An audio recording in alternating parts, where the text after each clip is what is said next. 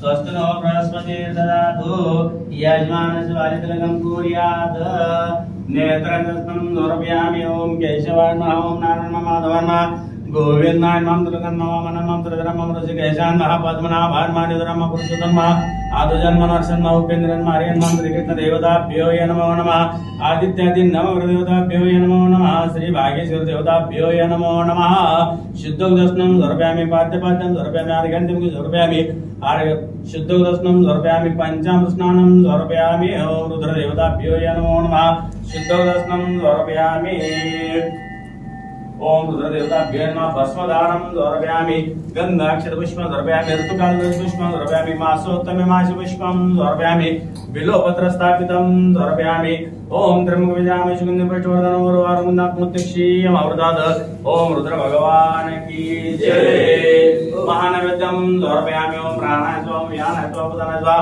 ब्रह्मणे नमः हस्तमुप्रक्षालं समर्पयामि ओम रुद्रदेवताभ्यो नमः मंत्रपुष्पं समर्पयामि कैलासराना शिवचंद्रमौळी फणेन्द्रमाता मुकुटिधराळी कारण्य सिंधु भवदुःखहारी दुर्गेन शंभो अशुभोनतारी बागेश्वर भगवान की जय पार्वती पते हर महादेव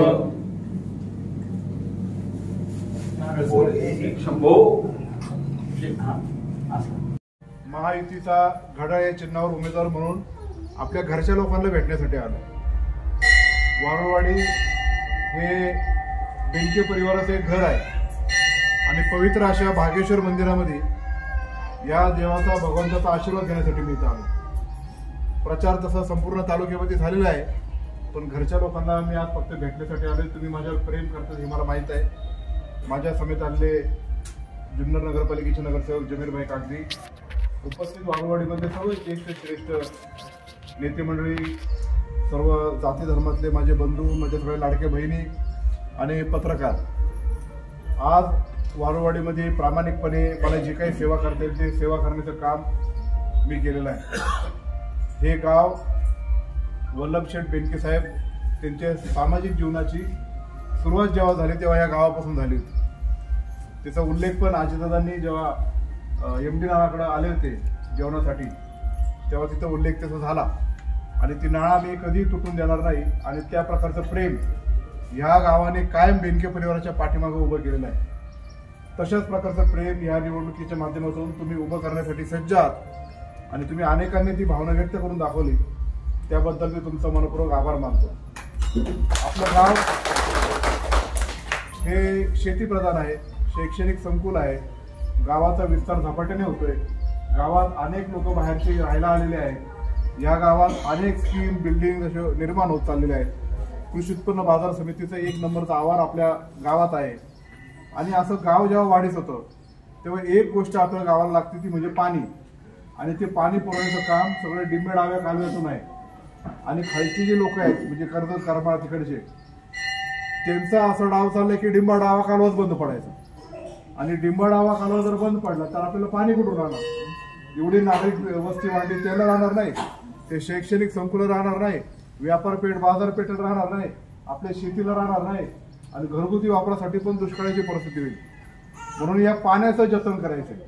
त्या पाण्याचा संघर्ष मी गेले 5 वर्ष करतोय आणि पुढेही करत राहील. म्हणून आपल्या प्रत्येक घरापर्यंत हा निरोप आपल्याला पोहोचवला गेला पाहिजे. शेवटी वारुळवाडीकर ही जनता अत्यंत सुजाण आहेत आणि म्हणून आपण सर्वजण जे सांगाल त्या दृष्टिकोनातून निश्चित प्रकारे इथं मतदान होणार आहे. या प्रत्येक वॉर्डमध्ये काही ना काही विकास कामं आपण भरघोस प्रमाणामध्ये केलेलं आहे. एक चांगली अशी ग्रामपंचायतीची सुसज्ज इमारत या जुन्नर तालुक्यामध्ये अत्यंत देखणी इमारत वारुळवाडीमध्ये इथं झाली. त्याचा अभिमान आपण सगळ्याला वाटतो. त्याला मदत अजितदादा पवारांनी खूप मोठ्या प्रमाणात केलेली आहे. या सगळ्या ज्या लाडक्या बहिणी आहेत त्यांच्यापर्यंत लाभ देण्याचं काम अजितदादांच्या माध्यमातून झालं आणि त्या समितीचा अध्यक्ष म्हणून या तालुक्यात 1,01,037 महिलांपर्यंत तो लाभ आपण पोहोचवलेला आहे. आणि म्हणून या सगळ्या दृष्टिकोनातून एक सेवक या नात्याने वल्लभशेठ बेनके साहेबांचं कार्य मी पुढे घेऊन जात आहे. तुमचा सगळ्यांचा आशीर्वाद आणि या 2 दिवसामध्ये तुम्ही अत्यंत चांगल्या प्रकारचा प्रचार करून 20 तारखेला घड्याळ या चिन्हासमोर बटन दाबून मला आपली सेवा करण्याची संधी द्यावी, तो आशीर्वाद द्यावा अशी मी आपल्याला नम्रतेची विनंती करतो.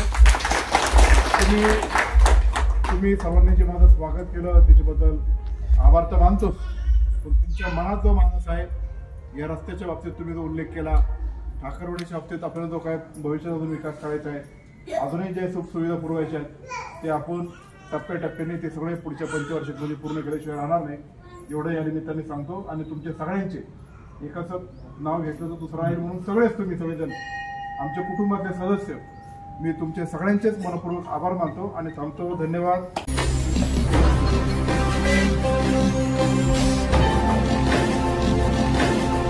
ताज्या घडामोडी आणि नवनवीन माहिती मिळवण्यासाठी समाज दर्पण या YouTube चॅनलला सबस्क्राइब करा आणि बेल आयकॉनवर क्लिक करा.